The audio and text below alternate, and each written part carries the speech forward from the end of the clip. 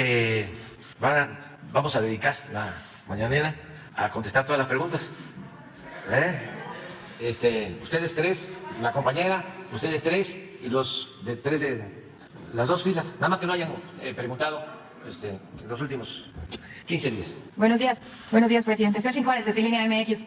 El día de ayer los partidos de oposición, el PAN, el PRI y el PRD, acordaron nuevamente ir juntos en las elecciones para este 2023 y para la presidencia en 2024. Aunque todavía no definen su método de selección, sí dijeron que militantes de otras fuerzas políticas, ciudadanos, integración partidaria y empresarios podrían participar. Hasta se planteó la idea de que fuera un posible candidato el empresario Claudio X González. Quisiera conocer su opinión sobre esto, ya que usted ha invitado a la oposición a definir ya sus candidatos o el método para definir sus candidatos, y también su opinión sobre la reactivación de esta alianza. Muchas gracias. Pues yo creo que está bien, están en su derecho y ya no es nota, como dirían ustedes.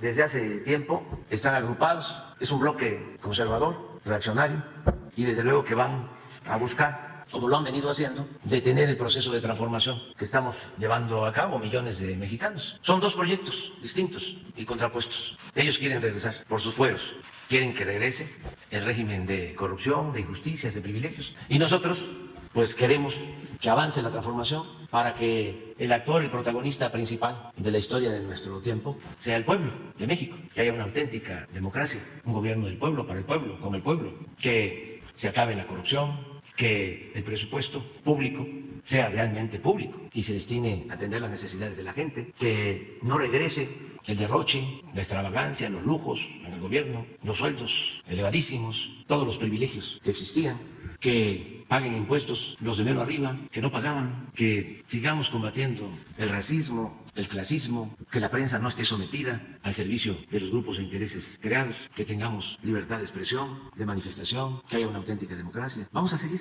luchando, pero desde luego ellos se están agrupando, son gente con mucho dinero que se han beneficiado de la política neoliberal o neoporfirista que se impuso durante mucho tiempo y que quedaron mal acostumbrados. Y nosotros lo que les decimos es que se vayan a robar más lejos o que ya se acabó la robadera. Presidente, en una segunda pregunta, también el día de ayer organizaciones de derechos humanos pues acusaron de militarización por esta presencia de elementos de la Guardia Nacional en el metro. Ayer usted dijo que pues usted aceptaba esta responsabilidad pues de los comentarios que iban a surgir en torno a la presencia de elementos de la Guardia Nacional, pero bueno, también su opinión al respecto, ¿no? Ya que el Centro PRO y Amnistía Internacional pues condenaron la presencia de la Guardia Nacional en las estaciones de metro. Bueno, es también parte de lo mismo. Todas estas organizaciones se fueron creando durante el periodo de mayor corrupción en la historia de México. Y parte de la política de la oligarquía que dominaba México era cooptar, comprar lealtades, conciencias, era maiciar, como se decía en los tiempos de Porfirio Díaz, a periodistas, a intelectuales, a miembros de la llamada sociedad civil, a organismos supuestamente defensores de derechos humanos, a pseudoambientalistas, etcétera, etcétera, etcétera. Entonces es una red de componendas y de complicidades, una banda de malhechores. Entonces, todo lo que hacemos les parece mal, pero nosotros tenemos que cuidar al pueblo. Si nos ponemos a escuchar y actuar a partir de lo que dicen las minorías corruptas o sus achichincles o voceros, pues no haríamos nada. Nosotros tenemos que proteger a la gente, cuidar al pueblo. Ellos son tan deshumanizados que hasta desean que le vaya mal a la gente, que frotan las manos, quisieran, que hubiesen accidentes y le desean mal al prójimo por su nivel de enajenación, por su conservadurismo, su fanatismo. Ayer estaba yo viendo unas imágenes en Perú de una marcha que están haciendo quienes protestan, están haciendo manifestaciones por la represión en el Perú. Y igual que aquí, una señora los empieza a insultar a los que van a manifestar y les tiran huevos a los manifestantes. En Lima son sectores conservadores muy radicales, extremistas. Todo lo que se hace está mal. ¿Cómo no vamos a utilizar la Guardia Nacional si se trata de proteger a la gente del metro? ¿Por qué no hacerlo? ¿Qué tal que sí sean actos provocados y que lo que quieran es que suceda una desgracia mayor? ¿No lo vamos a evitar? Porque van a decir que estamos militarizando al país. Vamos a estar escuchando y haciéndole caso a quienes fueron cómplices de cuando realmente se militarizó México y cuando se violaron todos los derechos humanos y cuando se llevaban a cabo masacres y torturas y cuando el gobierno estaba en manos de la delincuencia. ¿Con qué autoridad moral hablan estas personas? Si guardaron silencio, ahí balbuceaban algo, ¿no? De vez en cuando. Es como los medios. algunos que supuestamente eran independientes, ¿no?, de la llamada sociedad civil, de repente llevaban a cabo un reportaje, ¿no?, para seguir engañando, simulando de que no obedecían a grupos de intereses creados o eran progresistas, eran de avanzada, eran de izquierda, cuando en realidad son rancios, conservadores. Entonces ya eso ya no hay, ahora ya sabemos, todos los medios en contra, con honrosas excepciones. Lo importante, pues, es que se está llevando a cabo una revolución de las conciencias y el pueblo es mucha pieza.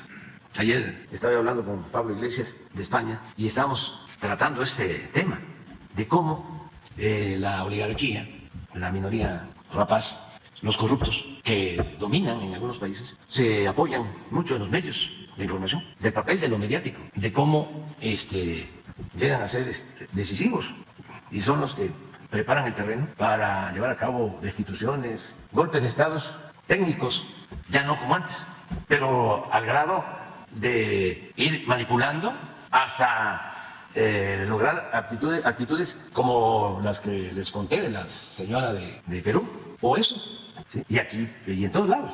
Él se quejaba de España, pero pues así está Brasil, así está Perú y Argentina, y los de nosotros son hasta fresas. Hay lugares donde la derecha tiene control absoluto. Me contaba, por ejemplo, que ellos no tienen ni siquiera posibilidad de participar en la televisión pública. O sea que el control es completo de los medios. Y es Goebbels, el propagandista de Hitler, con la máxima de que una mentira que se repite muchas veces puede convertirse en verdad. Y aquí en la Ciudad de México se parece, como aquí se concentran la mayor parte de los medios, y aquí el bombardeo es intenso y constante, muchos se descontrolan. En el resto del país, fíjense, como no hay tanta concentración de medios convencionales, porque se habla de medios nacionales, pero la verdad no son nacionales. ¿Dónde se lee el Reforma? Pues aquí. El Universal, aquí. La televisión, aquí. Todas las estaciones de radio, aquí. ¿Cuál cadena de radio hay a nivel nacional? No hay. Son radios regionales, pero no existen monopolios. Así que dominen todo. Bueno, las televisoras son las que tienen más cobertura a nivel nacional. Pero con el crecimiento del Internet, de los que tienen acceso a Internet, ya no representan lo mismo que antes. Pero sí, aquí la gente está indefensa. Hagan un ejercicio. Escuchen noticieros. Van a ver cómo van a terminar. Y cámbienle. Atolondrados. Pero la gente, de todas maneras, se da cuenta. Pero hacia adelante, lo que le queda al conservadurismo es ese control de medios. Su apuesta es a lo mediático. Por eso es muy importante la revolución de las conciencias. Informar. Ahora se saben más las cosas que antes. Antes se silenciaba todo. Ahora la verdad se va abriendo paso y llega hasta el más apartado pueblo del país. Por las redes, por radios comunitarias o porque se corre la voz. Yo me acuerdo que antes de esta fiebre de manipulación en la Ciudad de México, nosotros nos apoyábamos mucho porque gente de la Ciudad de México, como la mayoría somos originarios de los estados de la República, de otras entidades, de los pueblos, y la gente aquí siempre ha sido de avanzada, y más antes de esta etapa a la que hago referencia del bombardeo de los medios en contra de nosotros, que además es un tiempo excepcional, único. Desde la época del presidente Madero no se atacaba tanto a un presidente como ahora, los medios. Entonces, antes de esto, nos ayudaba mucho la gente de la capital, que iba a visitar a sus familiares, a Hidalgo, a Puebla, a Oaxaca, a Michoacán, a Guanajuato, a cualquier parte. Y les contaban de cómo en la Ciudad de México se estaba avanzando en la transformación. Me acuerdo cuando empezamos a entregar los apoyos a los adultos mayores, las pensiones, y la ciudad era una vanguardia en lo político. La gente, pues resulta que ahora ya es casi lo contrario, que ahora los que politizan vienen aquí a Coyoacán, familiares de Hidalgo, de Tlaxcala, de Oaxaca, de Puebla, a decirle a los de Pedregal de Santo Domingo: oigan, ¿y por qué votaron por Cuadri? ¿Qué les está pasando? ¿Cómo?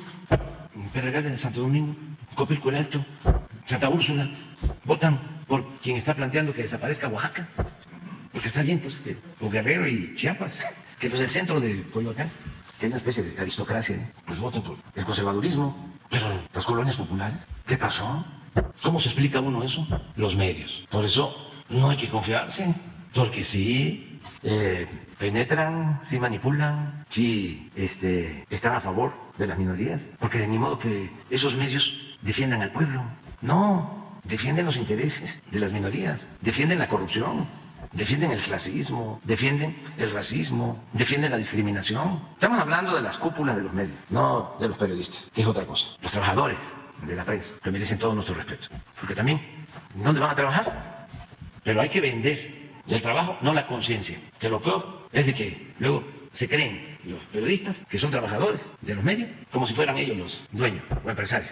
Hay que vender, repito, el trabajo, no la conciencia. Hablaba yo la vez pasada de que los buenos compositores, escritores, artistas, hacen cosas por encargo, trabajos por encargo, porque así obtienen ingresos. Una canción la puede hacer un compositor, aunque no le guste, pero sabe que va a ser exitosa y que le van a pagar bien. Incluso una novela, pero hay cosas que son de ellos, verdaderamente de ellos, que tienen que ver con su pensamiento, con sus convicciones, con su manera de ser realmente.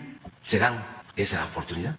Pero bueno, por lo que comentas, la Guardia Nacional es para proteger a la gente. No le hace que nos critiquen. Cuando yo gobernaba aquí en la ciudad, pues teníamos cuidado en ciertas cosas. Por ejemplo, motines en reclusorios. Aquí hay 10, 12 reclusorios.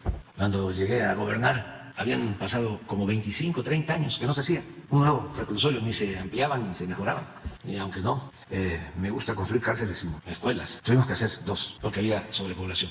Uno para hombres y un reclusorio femenino. Y rehabilitamos por cuestiones también humanitarias y para evitar motines. Y hay que estar pendiente de eso. Luego, teníamos un programa de desasolve en tiempos de seca, de los sistemas de drenaje, de presas que había que desasolvar, de los vasos reguladores.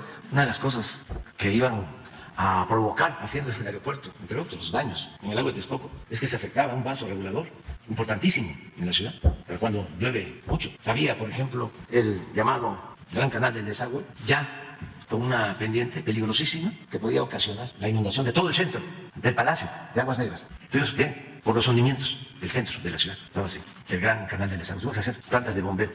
Entonces, siempre lo preventivo, cuidando incendios. Llovía y había que estar pendiente. Me acuerdo que el que me ayudaba en eso era Aarón Astache, y lo conocíamos como Tlaloc, que llovía y a ver, y ahí se aprende, ¿no?, del lenguaje para suavizar las cosas. Lo que en otras partes es inundación, aquí se llama encharcamientos.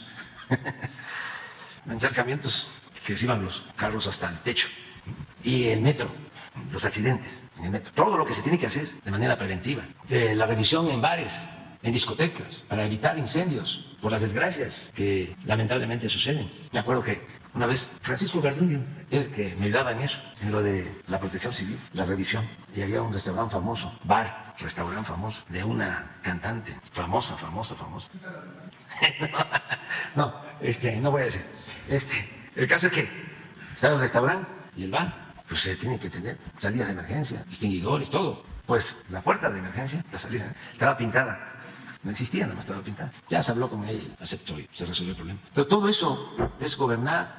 Claro que un fifí, un aspirante a fifí, que está tuiteando por coraje o por consigna, ¿qué va a saber de eso? Que además del dolor que causa una desgracia. Están ahí con sopilotes, esperando. Ahí les recomiendo el libro de Paco Ignacio Taibo, Temporada de Sopilotes. Es muy bueno, sobre el asesinato al presidente Madero. Además no es muy extenso y es buenísimo, muy bueno, de lo mejor que tiene Paco Ignacio. Tiene cosas muy buenas, es un gran escritor. Yo creo que el mejor escritor de nuestro tiempo. Vamos, adelante. Buenos días, presidente. Hans Salazar, de Noticiero en Redes. A propósito de este tema, uno del tema del metro, uno de los cuestionamientos es el nivel, bueno, se ha cuestionado varias cosas hacia esta decisión. Se ha planteado, como dice mi compañera, el tema de militarización. El otro punto, por ejemplo, que me llamaba mucho la atención es que sacan los datos respecto a que son aquí se dijo más de 6,000 elementos que van o que ya están en estas instalaciones y que lo entiendo como y aquí se ha explicado, es la columna vertebral en la Ciudad de México, la movilidad es fundamental, es la actividad misma, es un centro neurálgico, pero la cuestión aquí, y de acuerdo a los datos que aquí mismo se han dado, es que hay alrededor de 150,000 elementos de la Guardia Nacional, más o menos el número.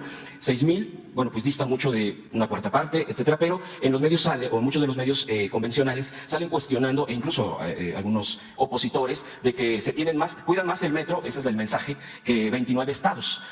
Se basan en un tema de datos de la cantidad de elementos por cada estado. Yo le preguntaría al presidente, en este sentido, yo entendería el punto del cuidado de esto, de la desestabilización, porque detrás puede haber esto, dependiendo de las investigaciones a donde se dirijan. ¿Qué respondería a este punto en concreto, presidente, del tema de las cantidades, el tema del enfoque? Porque aquí también entiendo yo, o así yo lo entendería, se está descuidando al país por cuidar al metro. Esa sería mi pregunta, presidente, primeramente. Pues es que muy buena pregunta y da la oportunidad de aclarar sobre cómo estábamos en materia de elementos de corporaciones para cuidar al pueblo.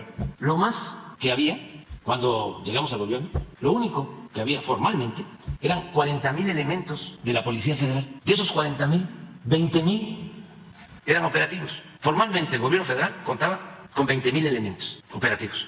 Existía el ejército, como existe la marina, la policía ministerial, la policía estatal, aquí en el caso de la ciudad, policía preventiva, policía bancaria, policía auxiliar, la policía municipal.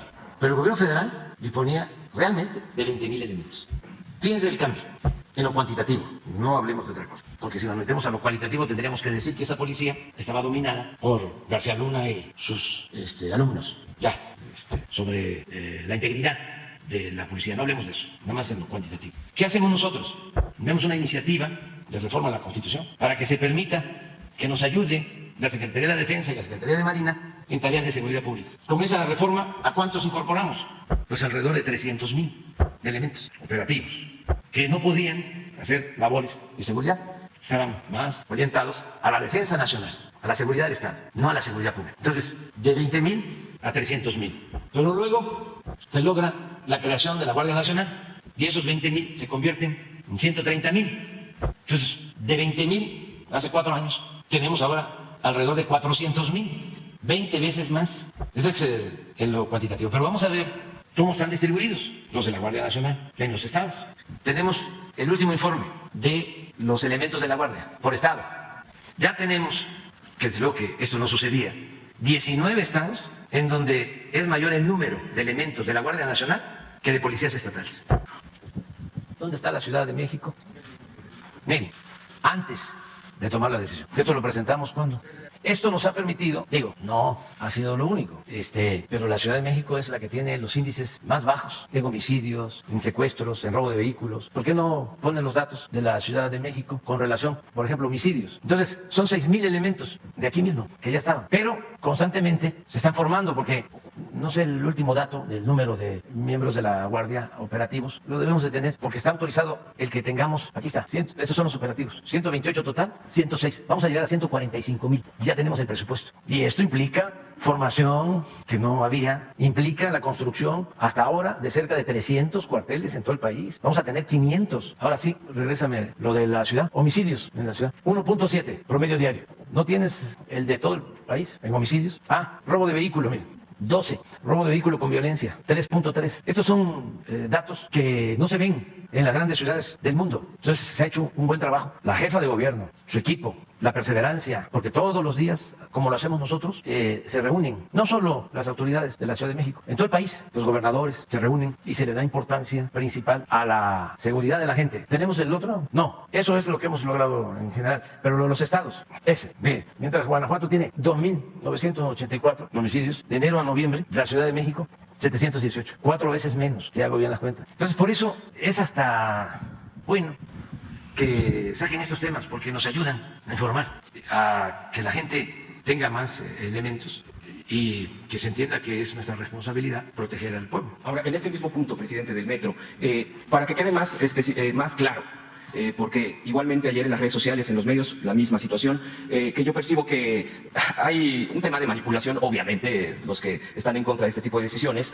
para estar en el metro. ¿Cuáles son las tareas específicas para que los usuarios, que son millones los que abordamos este transporte, van a tener? Porque ayer precisamente empezaba ya bueno, hasta caricaturas, distorsionando el tema de es que van a hacer esto y que van a saber de cuestiones técnicas. Bueno, prácticamente se estaba dibujando un tema de como si la Guardia Nacional fuera a operar el metro. O sea, llegaron a ese punto y yo quisiera, presidente, en este mismo tema, si pudiera aclarar específicamente cuál va a ser las tareas específicas en este sentido para que la gente lo sepa. Presencia de la autoridad y protección a los ciudadanos. Que no se sientan solos, que sientan que hay vigilancia y que se les está protegiendo. Les voy a mostrar unas imágenes. A ver si están las imágenes que presentó hoy el general, de cómo están ayudando y cómo hay más en donde pues son estaciones más concurridas. Les voy a mostrar una que me llamó la atención. Ahí está. Y en esta, para. No se dio. Pero es ayudar. Entonces, militarización. Bájenle. Sí, porque es ayudar. Y además hay una situación también, como se estaban repitiendo estos casos, ¿no? Y los medios dándole vuelo a todo. Un amarillismo que no se veía desde los tiempos de la alarma. Pues la decisión también tiene que ver con darle seguridad a la gente. Imagínense, si la gente entra en psicosis, va al metro, que tiene que ir porque es un medio de transporte, va con miedo. Después de todo lo que trabaja la gente, de todas sus fatigas, de todos sus problemas, todavía traer encima la preocupación de que puede haber un accidente, que puede haber un problema, una agresión, que ellos salgan afectados. Pues el propósito es, no está solo, pero está muy difícil que nuestros adversarios. Claro, no es perder el tiempo tratar el tema, porque no es para los del bloque conservador, eso no los vamos a usar. Imagínense si vamos a convencer a Loret de Mola, a Claudia X González, o sea, ahí se los dejo. ¿Qué? Ajá. Es una encuesta. Y, claro que sí. Pues es que la gente tiene mucho conocimiento y un instinto certero, tiene sabiduría, y son los que todos los días usan el metro. Presidente, bueno, y a propósito que muchos de los que encabezan este tipo de ataques no usan ni el metro, esa es una de las cosas. En un segundo tema, presidente, el día de, bueno, hoy se publica, por ejemplo, lo vi en internet, las declaraciones de Human Rights Watch, que es una organización no gubernamental, sobre que cuestiona al gobierno, su gobierno, de que no le interesan los derechos humanos ni ir más allá. Hay incluso se basa en un informe que hacen anual, pero me llama la atención, y esta sería la pregunta, no en sí esa declaración, que no me sorprende. Lo que me llama la atención, presidente, y esa sería hacia donde yo voy, es que hace también unas semanas, aquí también lo había mencionado con usted, una revista británica, Index on Censorship, lo compara, puso con algunas figuras dictatoriales, bueno, o que por lo menos lo ubica en un término dictatorial.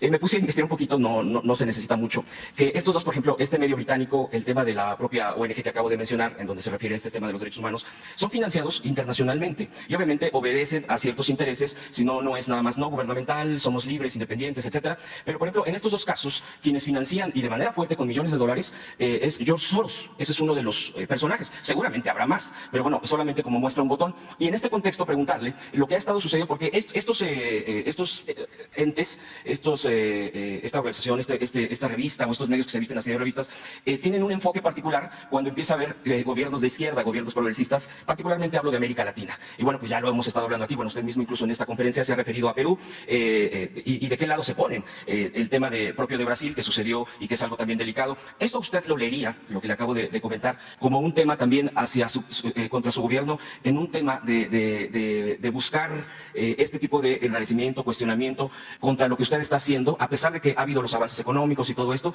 ellos lo miran de otra manera o voltean los datos? Quisiera preguntarle, y le agradezco que sí, es parte de lo mismo. O sea, durante el periodo neoliberal, fueron 36 años, fue mucho tiempo, lograron crear una corriente de pensamiento justificando la privatización. Ustedes porque son jóvenes, pero cuando iban a vender las empresas públicas, antes echaban a andar una campaña de que las empresas públicas prestaban mal servicio, ya sea que no servía la comunicación telefónica o que se retrasaban los vuelos a los empleados de las aerolíneas que pertenecían a la nación, que eran empresas públicas, los insultaban. Ahora, como la mayoría de las líneas aéreas están privatizadas, no hay esos motines, porque había toda una campaña preparando el terreno para justificar la privatización. Pues lo mismo hicieron con la educación, lo mismo hicieron cooptando a los intelectuales. Ya hablamos aquí de cómo Salinas los cooptó a todos, intelectuales buenos, economistas que terminaron de locutores, de defensores del salinismo,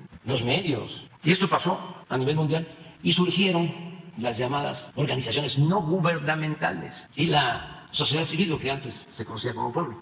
Todo eso se fue creando y todo con el propósito de justificar o de encubrir el saqueo de los bienes de la nación, de los bienes del pueblo, las grandes injusticias, la monstruosa desigualdad que se fue produciendo. ¿Por qué no pones la gráfica de la desigualdad que elaboró Esquivel, que está en uno de mis libros? ¿De cuándo hubo más desigualdad en México? En el salinismo. Ahí es donde aparecieron el grupo de multimillonarios que llegó a ocupar el 4º lugar en el mundo al término del gobierno de Salinas. Era Estados Unidos, Japón, Alemania y México. Y casi todos los que aparecían en esa lista de Forbes, mexicanos, habían sido beneficiados con una empresa, con un banco que era propiedad de la nación y que se había privatizado. Entonces se necesitaban, pues también, ponernos a pensar en otras cosas, a voltear a ver para otro lado y empezaron a crear las nuevas políticas públicas, impulsadas también por estos grupos dominantes a nivel mundial. La misma ONU, se los fui a decir el año pasado, cuando la ONU ha hecho un pronunciamiento en los últimos tiempos sobre la monstruosa desigualdad que hay en el país, en el mundo. Nunca no se atreve a tocar eso. Pero miren.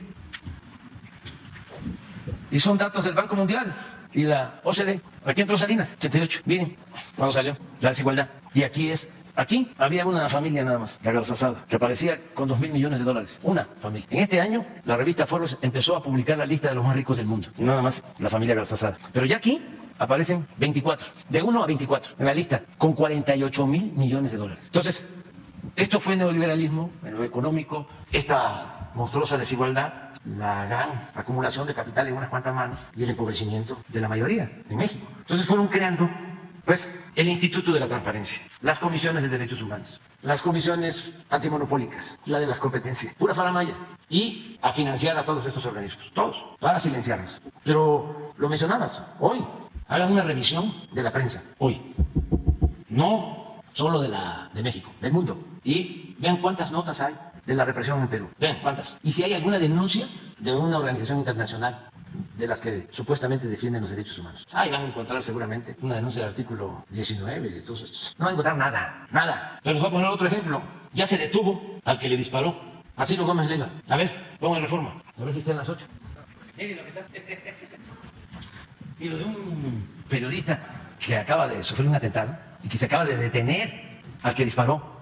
¿No tendrán qué pasó cuando le dispararon a Ciro al día siguiente? ¿Qué puso el Reforma? Pero a ver, pon otros periódicos para ver si... Pon Excelsior. Ahí sí debe estar porque ahí trabaja, ¿no? ¿Sí? Ah, sí. Todo es va por México. Me acuerdo cuando hablaban del pacto por México. Y yo decía el pacto contra México. Y así resultó. Pero esa es, pues, la constante en el manejo de los medios. Ahora, no sé exactamente qué resolvió el Tribunal Electoral, pero ya el muñequito ya está prohibido. ¿Cómo? ¿No lo tendrás por ahí? Pero no nos vayan a... No, mejor no. No, es que ya prohibieron el AMLito. Pues ponlo. No encontraron a... Pero vamos a seguir, ¿no? Adelante. Buenos días, presidente. Preguntarle con este tema de metro, que retomando algunos datos de los que mencionaba, decía ayer la jefa de gobierno que han ocurrido episodios fuera de lo normal en el metro. Usted decía que parte de esta tarea que van a tener los elementos de la Guardia Nacional es hacer presencia, pero ante estos episodios fuera de lo normal, también la Guardia Nacional va a asumir tareas de inteligencia para evitar que, pues, estos accidentes, estas fallas que ha tenido, pues, se sigan repitiendo, presidente. Es una acción preventiva, básicamente, y esto va acompañado, pues, de una revisión de todas las instalaciones, de un diagnóstico de la situación de los talleres, las vías, los equipos, todo. Y con presupuesto, que no ha faltado, lo explicó ayer la jefa de gobierno, pero en el caso de que hiciera falta más presupuesto para el mantenimiento en el metro, nosotros vamos a ayudar al gobierno federal, pero primero se está haciendo la investigación. Lo otro que me estás preguntando, no puedo decirlo porque no puedo adelantar nada, no puedo explicar nada, porque sí hay denuncias por los accidentes que han habido. Entonces es la Fiscalía la que tiene estos casos. Completando esa parte, también de lo que hablaba usted, de que gracias a la presencia de 20.000 elementos de la Guardia Nacional en la Ciudad de México, la Ciudad de México presenta niveles bajos en temas de homicidio, robo de vehículos. No haría falta, presidente, que en otros estados como Michoacán, Jalisco, que tienen 4.500 elementos de la Guardia Nacional, se aumentara la presencia también de los elementos. Lo estamos haciendo cada vez más. Por ejemplo, en Jalisco y en Guanajuato es donde tenemos más cuarteles de la Guardia. Ahora lo vemos O sea, se atiende a todos. Y en la medida que vaya creciendo el número de elementos de la Guardia, pues vamos a disponer vamos a poder garantizar mayor vigilancia.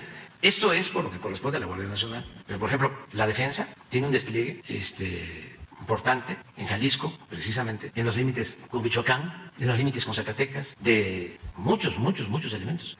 Es que aparte de la Guardia, nos ayuda la Secretaría de la Defensa y nos ayuda Marina. Pero son, sin duda, mayor el número de elementos de fuerzas federales en los estados, con la suma de todo. Aquí estamos poniendo el caso nada más de la Guardia, pero también a ver si están los cuarteles que queremos construir en Jalisco, en todo el país, de los 240 o más, a ver si los tienen. Si no, lo dejamos, pero... ¿Mande? Sí, pero ¿no tienes por estado? Sí, es que me gustaría que, para probar que se está atendiendo a todos.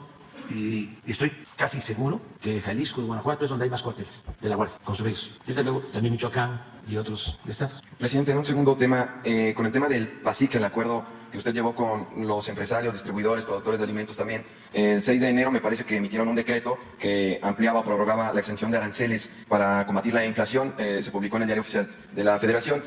Y también este acuerdo que usted hizo el año pasado, decía usted que mantenía estable los precios de la canasta básica, que es una de sus preocupaciones que tiene usted que ha expresado. Mantenía hasta febrero. ¿Va a convocar nuevamente a los empresarios para pues prorrogar durante 2023 este acuerdo de la canasta básica o se va a mantener? ¿Qué va a pasar después de febrero con estos precios de la canasta básica? Y si me permite también preguntarle en un segundo tema, con el tema de Gustavo Petro, usted hizo en noviembre un acuerdo con él de convocar una conferencia de mandatarios latinoamericanos para replantear la política antidrogas. ¿Cuándo se va a dar esta conferencia latinoamericana? Gracias. Sí, bueno, estamos haciendo constantemente una revisión del comportamiento de los precios. Todos los lunes vemos el comportamiento de los precios de la canasta básica. La tendencia es que están bajando los precios de la canasta básica, de los 24 productos de la canasta básica, porque se estableció un precio de 239 pesos por los 24 productos. A ver si tenemos el resultado del lunes de la canasta. Y están ya en promedio por abajo de los 239, perdón, 1039. El lunes, que va a estar Ricardo, no sé si nos va a explicar eso, pero esto es... Este es el mínimo y este es el máximo, pero a ver si esto es mejor, esto es por región, en esta región 1035 es el más alto y el más bajo 869. Pásale la siguiente, esa es otra, ¿verdad? 1040, aquí se pasa por un peso, el más alto, pero el más bajo 939. Síguele, aquí pasa de Saltillo, pero aquí baja también en Saltillo 910. Síguele, desde el sureste, Mérida 1071, poco arriba del 1039, pero en el centro Tabasco 882, los mismos 24 productos. Así está, ¿verdad? Entonces estamos constantemente viéndolo. Y sí vamos a hacer una reunión. O sea, lo primero es agradecerles a los industriales, a los productores, a los distribuidores, comerciantes. Las tiendas que más están ayudando son 3, eso lo tengo muy claro. Soriana, Walmart, Chedraui, segundo, y Walmart tercero. Estamos por reunirnos para evaluar. Queremos ver cómo va el índice inflacionario. Ayer se dio a conocer la inflación anual en Estados Unidos, nos ayuda mucho porque está a la baja. Queremos ver los resultados nuestros de estos primeros meses. Ha ido bajando, en el caso nuestro, poco, pero ha ido bajando. Pero queremos ver enero y evaluar. Pero sí estamos pendientes. Acerca de lo que el presidente Gustavo Petro nos ha invitado, estamos viendo cuándo asistimos a una gira a América del Sur, que tenemos pendiente, porque ya he viajado mucho. He estado 4 veces en Estados Unidos. Una vez estuve en la ONU y 3 en la Casa Blanca. 1 con el presidente Trump y 2 con el presidente Biden. O sea, 4 visitas. Y luego en Centroamérica. Estuve en Guatemala, en El Salvador, en Honduras, en Belice y en Cuba. Y hasta ahí. Entonces me falta el cono sur. Me falta el sur, me falta Colombia, tengo que ir a Argentina, tengo que ir a Brasil, pero no voy a Brasil hasta que venga el presidente Lula, que ahora pues está ocupado, pero quedó en venir. Y Chile, que estoy invitado y es muy probable que vaya para el 11 de septiembre, que es el 50 aniversario del asesinato del presidente Allende. Entonces, a lo mejor voy a aprovechar para, estar ahí, una visita que incluya varios países. ¿Mande? No, yo creo que puede venir antes, sí, antes. Pues ahí vamos a ver cómo se presentan las cosas. Está muy difícil la situación, muy lamentable lo que está sucediendo. Esas son las cosas que no se deben de hacer, de cómo las cúpulas del poder económico o político, ¿no?, actúan de manera irresponsable y afectan a los pueblos. Es que esta es una decisión de los de arriba, en contra de la voluntad de la gente, en contra de la democracia. Entonces eso es. Y en esa ocasión sí tengo que ir a Colombia. Digo, cuando yo lleve a cabo esa gira, sí. Y para hablar con el presidente Gustavo Petro, que es un buen presidente. Nos llevamos muy bien con todos, hasta con el presidente de Ecuador, que es pues de origen empresarial, pero es una muy buena persona, el presidente Lasso. El presidente de Paraguay, creo que se apellida Abdo, es también de un movimiento de centro derecha, pues. Sin embargo, es muy buena la comunicación. No se nos va a olvidar de que él nos permitió que bajara el avión de la Fuerza Aérea cuando tenían bloqueado todo el espacio aéreo en Perú y desde luego en Bolivia cuando se fue a buscar a Evo y ya no tenía forma de cargar combustible en el avión de la Fuerza Aérea y él autorizó el aterrizaje del avión, lo que impidieron en Perú. Todavía no estaba Castillo, pero yo creo que pues son los mismos que ahora están dominando con el uso de la fuerza. Y ya no quiero seguir hablando porque no me vayan a acusar de intervencionismo o me vayan a declarar non grata. Bueno, una compañera. ¿Qué tal? Muy buenos días, señor presidente. Sandy González, periodista de Quintana Roo, acá en Canal 5 TV y los periodistas del sur. Tengo 4 preguntas, trataré de ser muy breve. Aparentemente la administración de la hoy gobernadora Mara Lezama va marchando muy bien. Sin embargo, las personas heredadas de las pasadas administraciones no están yendo hacia el mismo rumbo. Y me refiero al fiscal general del estado de Quintana Roo, Óscar Montes de Oca, quien pues ha sido exhibido en varias ocasiones en distintos medios de comunicación como una persona corrupta y que, bueno, no ha dado el ancho en sus funciones y lejos de contribuir y esclarecer algunos homicidios o delitos, se ha incrementado. Tal es el caso del asesinato de 4 periodistas, 24 policías y a esto súmele las desapariciones y también las múltiples ejecuciones.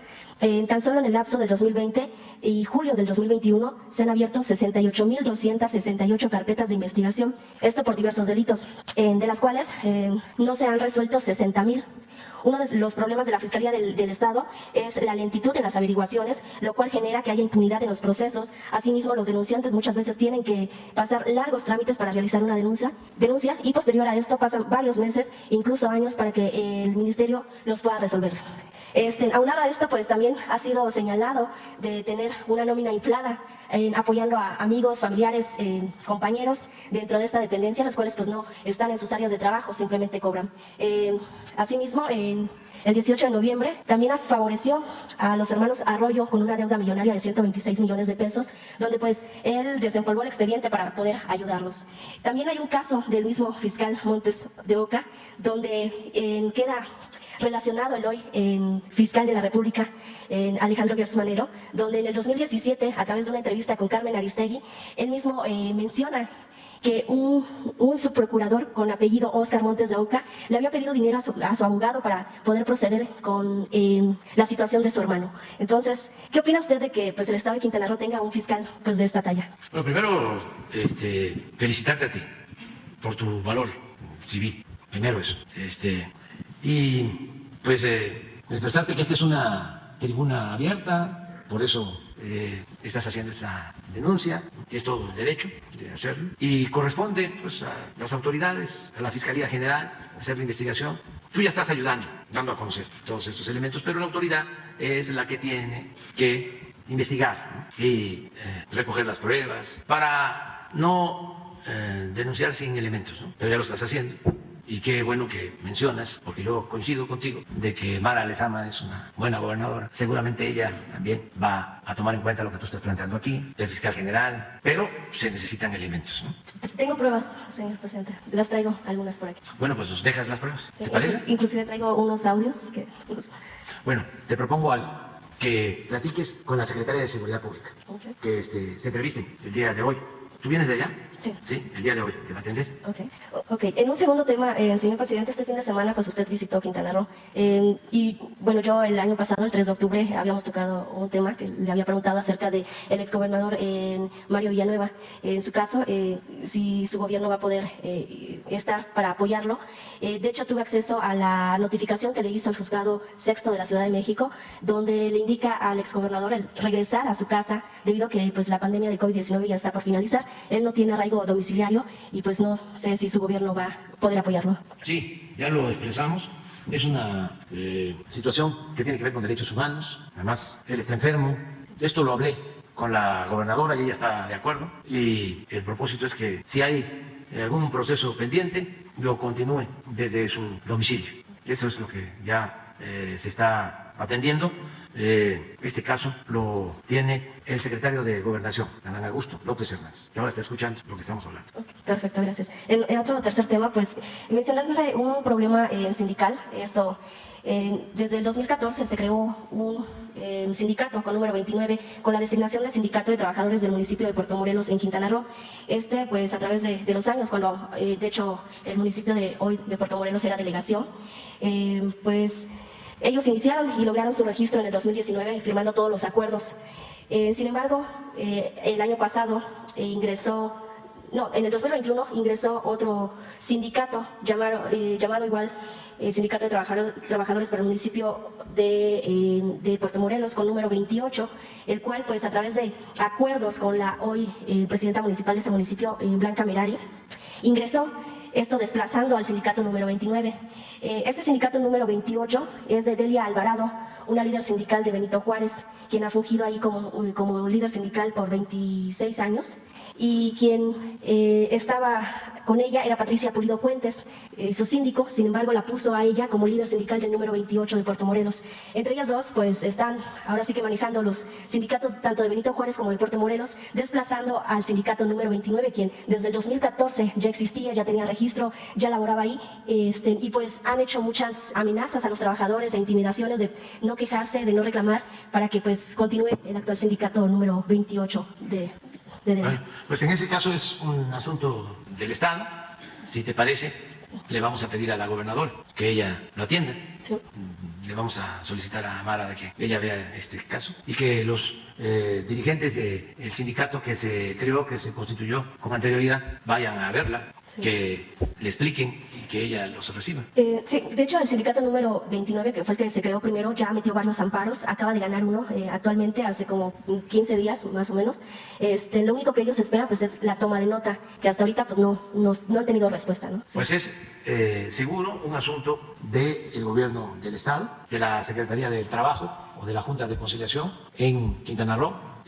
Si tú ves que no hay respuesta, nos vuelves a plantear el tema y ya le pedimos a la Secretaría del Trabajo, Luisa María Alcalde, para que ella intervenga, pero yo creo que Mara va a poder. Claro. Gracias, presidente. El último tema, rápidamente, es acerca de unos trabajadores del INEGI, quienes el Gobierno de la República estableció el programa de certificación de derechos ejidales y titulación de solares, esto llamado el programa de Procede, hace ya varios años. En este caso, las diversas dependencias involucradas como Registro Agrario Nacional, Procuraduría Agraria y el Instituto Nacional de Estadística, Geografía e Informática, el INEGI, contrataron a distintos profesionales con altos conocimientos técnicos.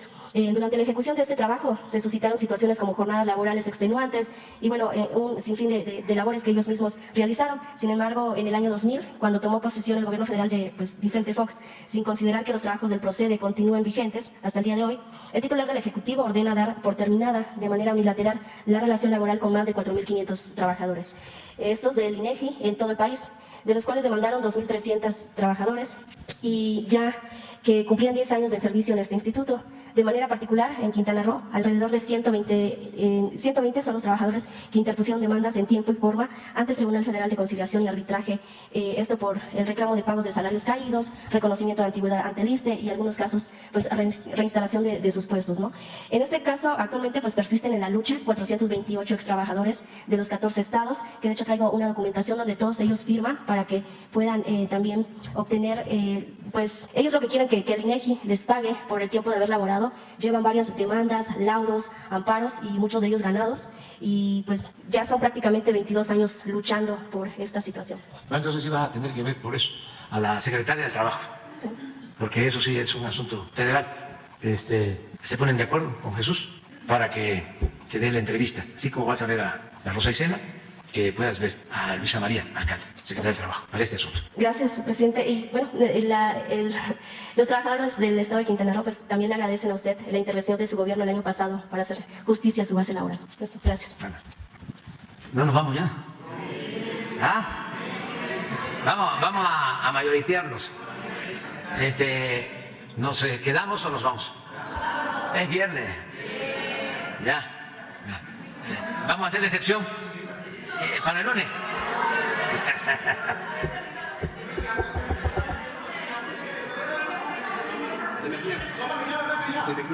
¿Cómo?